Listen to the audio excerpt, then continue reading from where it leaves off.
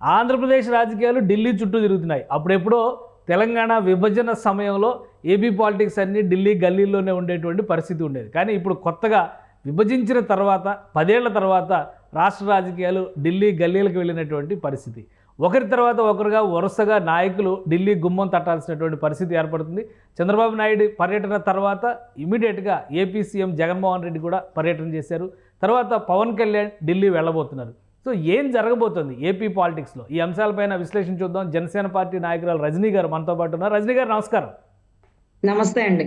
CMR family mall ఇప్పుడు మన కేపీహెచ్బీలో ఫిబ్రవరి 10వ తేదీన ప్రముఖ నటి శ్రీలీల గారిచే ఘన ప్రారంభం. రజనీ గారు, వరుసగా ఈ డిస్కషన్స్ని బట్టి చూస్తే ఏపీలో ఫస్ట్ 2 పార్టీల పొత్తు అయితే నడుస్తుంది. తెలుగుదేశం, జనసేన, ఇది క్లియరు. అలానే జనసేన బీజేపీ పొత్తు కూడా నడుస్తుంది, ఇది కూడా క్లియరు. ఇక సీట్ల సర్దుబాటు పైన పదే చర్చ జరుగుతుంది. ఏంటి, అదేమన్నా ఒక కొలిక్కి వచ్చిందా 2 పార్టీల మధ్య అయినా అట్లీస్ట్? సార్, ముఖ్యంగా సీట్ల సర్దుబాటు ఒక కీలకమైన చర్చలాగా మిగిలిందండి. ఎందుకంటే 175 నియోజకవర్గాల్లో గతంలో పోటీ చేసినటువంటి టీడీపీ ఈ రోజు ఒక 30 సీట్లు వదులుకుంటుందా, 40 సీట్లు వదులుకుంటుందా, 50 సీట్లు వదులుకుంటుందా అనేటటువంటి డిస్కషన్ లో సంశయంలో ఉన్నటువంటి టీడీపీ. అదే రకంగా 140 చాట్ల పోటీ చేసినటువంటి జనసేన అభ్యర్థులు ఎవరైతే ఉన్నారో ఇప్పుడు సగానికి పైన కుదించి ఇంకా తక్కువ సీట్లు, మాక్సిమం 30 40 అనేటటువంటి ఫిగర్ కూడా ఇంకా కన్క్లూడ్ అవ్వలేని పరిస్థితి. సో వీటితో పాటుగా మళ్ళీ తోడుగా బీజేపీ, ఈ బీజేపీ జనసేన కూటమి ఒకటి ఎన్డీఏలో కూటమిగా ఉంది కాబట్టి టీడీపీ జనసేన కూటమి ప్రజలు స్వాగతించిన కూటమి.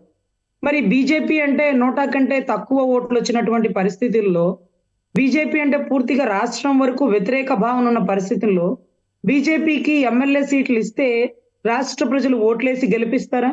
అదే రకంగా రాష్ట్రంలో ఎటువంటి పర్వం నడుస్తుంది? మరి బీజేపీకి ఎంపీ సీట్లు ఇస్తే అథారిటీ పార్లమెంట్ లో ఎక్కువైపోతే మన సమస్యల గురించి పార్లమెంట్ లో డిస్కషన్ ఉండదా? అక్కడ కూడా బీజేపీదే పైచేయి ఉంటుందా అంటూ ఏదైతే అధినాయకులు పొత్తు ధర్మం ప్రకారం ఒక సంశయంలో పడుతున్నటువంటి పరిస్థితి. కానీ బీజేపీ సపోర్ట్ అనేది టీడీపీ జనసేనకి కంపల్సరీ కావాల్సినటువంటి ఆవశ్యకత.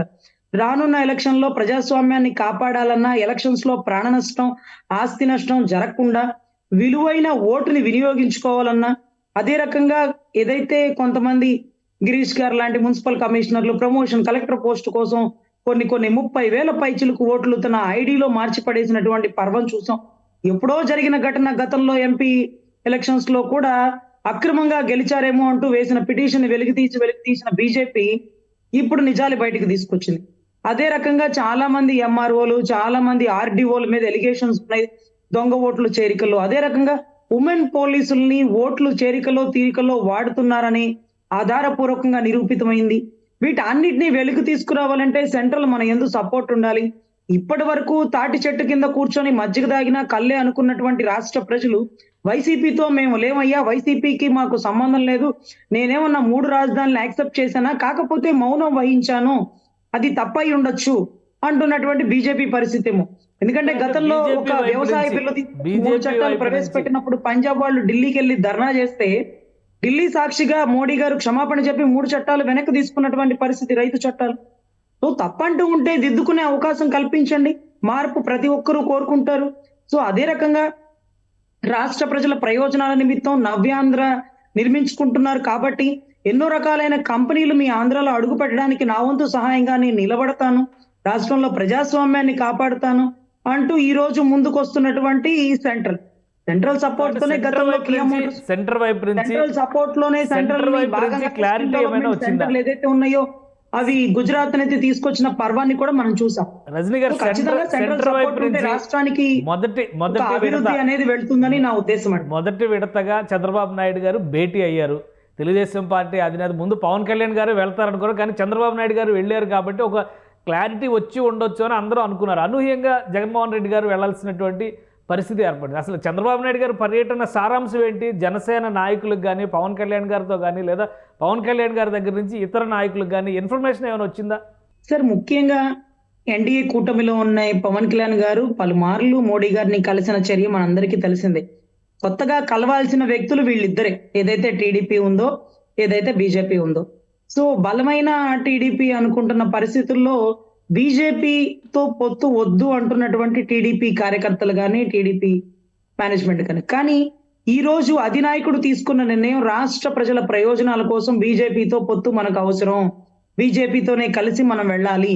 ఇంట్లో పెళ్లికి అందరినీ అయినోళ్ళనే పిలుస్తామండి, కొంత ఇబ్బందికరమైన పరిస్థితుల్లో ఉన్న వాళ్ళని కూడా పెళ్లికి పిలవాలి. సో ఇక్కడ పెళ్లి గొప్పగా జరగాల, అందరూ బాగుండాలంటే అందరినీ కలుపుకొని వెళ్ళాల.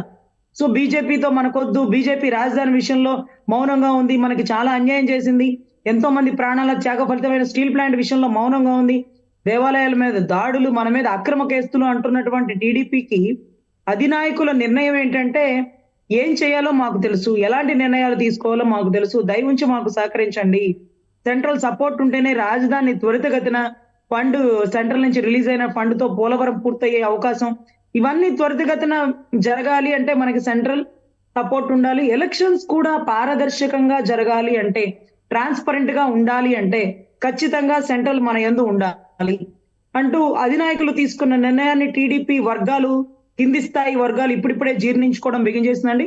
సో మాకంటే జనసేన టీడీపీ కలిసి ఉంది కాబట్టి ఇబ్బంది లేదు, అదే రకంగా జనసేన బీజేపీ కలిసి ఉంది కాబట్టి మాకు ఎటువంటి ఇబ్బంది లేదు కాబట్టి సో అందరూ అడ్జస్ట్ అవుతున్న మూమెంట్ అండి. సో ఖచ్చితంగా కలిసి పనిచేయాలి, రాష్ట్ర పురోగతి ఉండాలి. అదే రకంగా ఈ రోజు అనూహ్యంగా వైఎస్ఆర్సీపీ చీఫ్ పార్టీకి అంటే ఆ పార్టీ పరంగా చూస్తే ముఖ్యమంత్రి జగన్మోహన్ రెడ్డి గారికి పిలుపు వచ్చింది.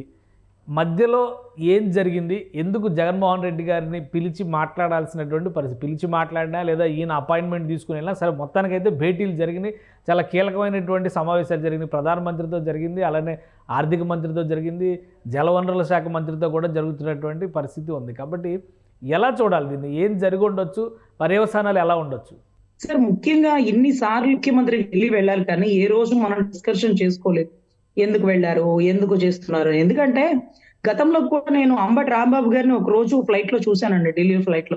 నీటిపారుదల శాఖ మంత్రి గారు ఢిల్లీ వెళ్ళారు, మేమంటే సుప్రీంకోర్టులో స్పెషల్ పిటిషన్ ఏదో కేసు నేతలు సీనియర్ వర్క్ మీద వెళ్ళాము, ఆయన నీటిపారుదల గురించి వెళ్ళుంటాడేమో అనుకున్నామండి. కానీ ఫ్లైట్ దిగి ఏదైతే ల్యాండ్ అయి ఫోన్ ఆన్ చేయగానే బ్రో సినిమా కలెక్షన్స్ గురించి వెళ్ళామన్న వార్తలు మీడియా ముఖంగా బయటకు వచ్చేసింది. అంటే ఢిల్లీకి వెళ్ళి మనం చేయాల్సిన పని ఏంటి, మనం చేసిన పని ఏంటి, ఇంత బిట్టు సినిమాలో చూపిస్తే దాని గురించి చర్చ చేయడానికి నీకు ఢిల్లీ వేదిక కావాల్సి వచ్చిందా? ఈ రోజు రాష్ట్రంలో నీటిపారుదల పోలవరానికి నిధులు ఇవ్వట్లే, దాని గురించి అడిగారా? ఎవరిని పక్కన కూర్చోబెట్టుకున్నారు? ఏటు విజయసాయి రెడ్డి గారిని కూర్చోబెట్టుకొని సిఐడి ఇన్వెస్టిగేషన్ చేయాలా, సిబిఐ రావాలా, బ్రో లాభాలు వస్తున్నాయో అదంతా నేను చేసిన ఇంత బిట్టు వల్ల అన్నాడు. నిన్న సంక్రాంతి పండుగలో ఆయన పేరుతో ఒక పాట క్రియేట్ చేసి స్టెప్లు వేశాడు. మరి దాన్ని ఎలా చూడాలా? సో ఇటువంటి వ్యక్తులు ఢిల్లీకి వెళ్ళొచ్చినా తిక్కలోడు తిరణాలు వెళ్తే ఎక్కాదిగా అన్న పరిస్థితి తప్ప ఏం ఉపయోగం ఉండదండి.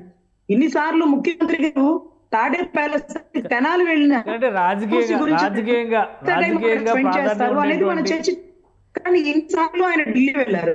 సుప్రీంకోర్టుకి సంబంధించిన అవినాష్ రెడ్డి గారు బెయిల్ పిటిషన్ ఉన్నప్పుడు, ఏదైతే రఘురామకృష్ణ పిటిషన్ క్యాన్సిల్ చేయమన్న పిటిషన్ వస్తే అప్పుడు వెళ్తారు. సో ఆయన ఎప్పుడు వెళ్ళాడు అనేది కేసును బట్టి ఆధారం ఉంటుంది. ఈసారి ఎందుకు వెళ్ళారు అంటే ఏదైతే టీడీపీ పడిపోతుంది, ఇప్పుడు వరకు టీడీపీ 100% బీజేపీతో కలవదు అనే దృఢమైన నమ్మకంతో ఉన్నటువంటి వ్యక్తి గౌరవ జగన్మోహన్ రెడ్డి గారు. ఈ రోజు టీడీపీ తల ఒగ్గి కింది స్థాయి నాయకులందరితో కాంప్రమైజ్ చేసుకొని బీజేపీతో కలిసి ప్రయాణం చేస్తుందంటే కంగారు పడి ఢిల్లీకి వెళ్ళాడు. ఢిల్లీకి వెళ్ళిన వాడు మోడీతో భేటీ అవ్వాలా, మోడీ గారితో చర్చలు జరపాలి. కానీ ఈ నీటిపారుదల శాఖతో ఎందుకండి, మాకేమో పోలవరం తెచ్చేది ఉందా? లేదుగా. మరి ఆర్థిక శాఖ నిర్మలా సీతారామన్ గారు ఎందుకు 6 మనుషులతో మాట్లాడి అమ్మ బాగున్నారా, తిన్నారా లేదా అని అడగడానికి వెళ్ళాడు ఆయన. ఈ రోజు అదే కాకుండా దేనికి వెళ్ళాడు అంటే వెంకటేశ్వర ఫోటో పట్టుకొని అది ఇవ్వడానికి వెళ్ళారండి, శాల్వా కప్పారు, ప్రసాదం ఇచ్చారు. ఇదేనండి జరిగింది. ఆయన ఢిల్లీకి వెళ్ళి ఏం చేశారు? రావాల్సినటువంటి నిధులు ఉన్నాయి, వాటిని దృష్టిలో పెట్టుకొని ముఖ్యమంత్రి భేటీ జరిగి ఉండొచ్చు. కాబట్టి మనం దాన్ని పాసింగ్ రిమార్క్ గా చెప్పలేము. రాజకీయంగానే కాకుండా రాష్ట్రానికి కావాల్సినటువంటి నిధులకు సంబంధించి కానీ, హామీలకు సంబంధించి కానీ వాటి గురించి మాట్లాడడానికి వెళ్ళి ఉండొచ్చు. కానీ రాజకీయ ప్రాధాన్యం ఉన్నటువంటి పర్యటనగా దీన్ని చూస్తే పవన్ కళ్యాణ్ పర్యటన పరిస్థితి ఏంటి? రేపు పర్యటన యథాతథంగా ఉంటుందా? ఆయన భేటీ ముఖ్యంగా బీజేపీ అధినాయకత్వంతో పవన్ కళ్యాణ్ భేటీ ఎప్పుడు ఉంటుంది? ఈ పొత్తు పైన క్లారిటీ ఎప్పటి వరకు వచ్చే అవకాశం ఉంది? సార్ మీరు నిజంగా కేశవ్ గారు భలే మంచోళ్ళండి. ఆయన నీటిపారుదల గురించే చర్చించడానికి వెళ్ళాడు, ఆర్థిక విషయాల గురించే చర్చించుకెళ్ళడానికి వెళ్ళాడంటే చివరాఖరిలో నిద్ర లేచాడా అండి? అయిపోయింది పోలవరం, ఎప్పుడు అవతలోడు తొడగొట్టి సవాలు విసిరాడు అనిల్ యాదవ్ గారు గుర్తుండదు. అదే రకంగా అంబటి రాంబాబు గారు మనం ఏం చేస్తాం, ఆగిపోయే పోలవరానికి కేంద్రం నిధులు ఇవ్వాలన్నాడు, వెళ్ళిపోయి అడిగి రావచ్చుగా. ఇప్పుడు నిజంగా నీటిపారుదల గురించి చర్చించేవాడైతే నీటిపారుదల శాఖ మంత్రిని తీసుకొని వెళ్ళాలి. ఆర్థిక విషయాల గురించి చర్చించాలంటే ఆ బుగ్గన గారు ఎవరో మినిస్టర్ ఉన్నారు చూడండి, ఆయన తీసుకొని వెళ్ళాలి. సింగిల్ గా వెళ్ళి రావడం ఏంటండి, గదిలో తలుపులు వేసుకుని ఏం చేస్తున్నాడు ఈయన? సో రాష్ట్ర ప్రజలందరూ ఆలోచించే విషయం ఇదే. ఇప్పుడు వరకు లేని చిత్తశుద్ధి రాష్ట్రం మీద ఇప్పుడేంటి? అదేదో చంద్రబాబు గారు వెనకాలే వెళ్ళి ఏం చేశాడంటే, తిరుమల తిరుపతి దేవస్థానం వెంకటేశ్వర స్వామి ఫోటో ఇచ్చి ప్రసాదం చేతిలో పెట్టి వచ్చాడు. నేను కూడా వెళ్ళాను, నేను కూడా మోడీ గారు కలిశాను, లోపల ఏదో జరిగిపోయిందని బులుగు మీడియాలో చూపించడమే తప్ప లోపల ఏమీ జరగని పరిస్థితి అండి. ఇంకోటి చెప్పారు, ఏదైతే జనసేన భేటీ అవబోతుందని. జనసేన ఎప్పుడు ఎన్డీఏ కూటమిలో భాగంగానే, ఏదైతే బీజేపీ అధినాయకుల నుంచి పిలుపు ఎప్పుడు వస్తుందండి? ముందు మనం విధించుకోవాల్సిన చర్చలు ఏమీ లేదు, టీడీపీతో కూర్చొని మాట్లాడుకోవాలి సీట్ల కేటాయింపు విషయంలో కానీ భాగస్వామ్య విషయంలో కానీ. మనం ఎప్పుడు కలిసే ఉన్నాం. సో కలవాల్సింది వాళ్ళు వీళ్ళిద్దరూ కలిస్తే, ముగ్గురు కలిసి చేసే ప్రయాణం ఎలా ఉంటుందంటే, రాష్ట్ర భవిష్యత్తులో అభివృద్ధి అనేది, నిజాయితీ పరుడైన నాయకుడు, అదే రకంగా సెంట్రల్ నుంచి మనకి ఎప్పుడు అండదండలు ఉంటాయని మనస్ఫూర్తిగా కోరుకుంటూ కలిసి వెళ్లే ప్రయాణంలో రేపో ఎల్లుండో ఏదైతే చంద్రబాబు గారితో పర్యటన అయిపోయింది కాబట్టి పవన్ కళ్యాణ్ గారు కూడా వెళ్ళబోతున్నారు. వెళ్ళి ఏకంగా ఇక ఫస్ట్ లిస్టు, సెకండ్ లిస్టు కాకుండా ఒకేసారి అన్ని లిస్టులు అనౌన్స్ చేస్తారండి. సీట్లు ఎన్ని అనేది కాదు, ఇది ఇంపార్టెంట్ అండి. ఎన్ని అనేది కాదు, విజయ పదంలో ముగ్గురు కలిసి వెళ్లాల్సినటువంటి ఆవశ్యకత. మాకు సీట్లు తక్కువ ఇచ్చారు, మా ప్రాధాన్యత లేదు, అవతలోడికి సీట్లు ఎక్కువ ఉన్నాయి, వాళ్ళ ప్రాధాన్యత ఉంది, ఇవన్నీ కాదండి. అభివృద్ధి పదం వైపు వెళ్లాలనుకున్నోడు పదవుల మీద కాదు, ప్రజాక్షేమం మీద ఆలోచించాలన్న మా అధినాయకుడికి శాసనం మీద కట్టుబడి ఎన్ని సీట్లు ఇచ్చినా నిలబడి పోటీ చేసి గెలుపు పదంలో తీసుకువెళ్లే రకంగా రాష్ట్ర భవిష్యత్తుకు మేము సైతం అంటూ ప్రజలతో పాటు నాయకులందరూ ముందుకు వచ్చినటువంటి పరిస్థితి అండి. రైట్, థ్యాంక్ యూ రజనీ గారు, మీ అభిప్రాయాలను తెలియజేసినందుకు. ఇది రజనీ గారి అభిప్రాయం. జగన్మోహన్ రెడ్డి గారి పర్యటన రాజకీయ ప్రాధాన్యం ఉన్నటువంటి పర్యటన తప్ప రాష్ట్ర ప్రయోజనాల కోసం చేసిన పర్యటన కాదు అనేటువంటి విమర్శ చేస్తున్నారు. అలానే పవన్ కళ్యాణ్ పర్యటన యథాతథంగా జరుగుతుంది. సీట్ల సర్దుబాటు కంటే కూడా గెలుపే లక్ష్యంగా కూటమిని ఒకటి చేయడం కోసమే పవన్ కళ్యాణ్ అడుగులు వేస్తారనేటువంటి మాట రజనీ చెప్తున్నారు. ఇది స్పెషల్ డిస్కషన్. Keep watching.